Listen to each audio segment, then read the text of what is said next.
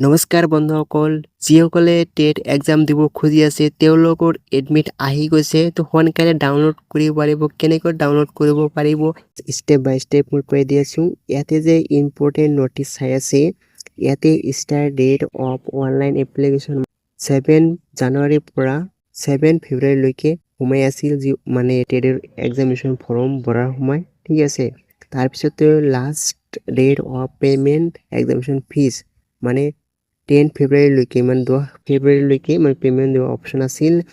তাৰপিছতে edit option মানে 12 ফেব্ৰুৱাৰীৰ পৰা 19 ফেব্ৰুৱাৰীলৈকে এই প্ৰচেছ আছিল, মানে এডিট কৰাৰ অপশ্যন আছিল। আৰু এতিয়া মানে admit card download start date মানে 12 জুন 2026 এডমিট কাৰ্ড আহিছে। তো সোনকালে দেৰি নকৰি ডাউনলোড কৰিব পাৰিব।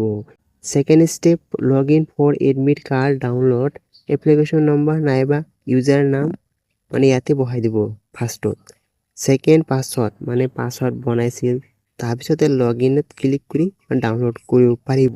আৰু কোনোবাই ইউজাৰ নেম পাছৱৰ্ড পাহৰি গ'লে তেনেহ'লে কি কৰিব, ফৰগট পাছৱৰ্ডত ক্লিক কৰি মানে উলিয়াব পাৰিব। ঠিক আছে, তো এই ভিডিওটা ইম্পৰ্টেণ্ট লাগিলে এটা লাইক কৰি দিব, চেনেলটো ছাবস্ক্ৰাইব কৰি মোৰ লগত উৎসাহিত কৰিব।